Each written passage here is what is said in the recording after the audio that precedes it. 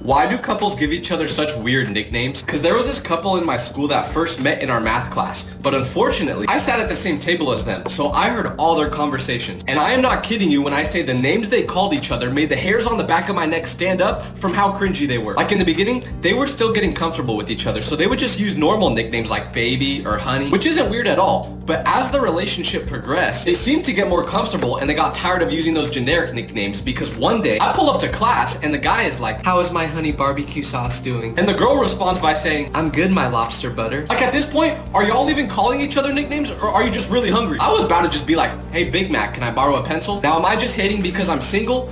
Yeah.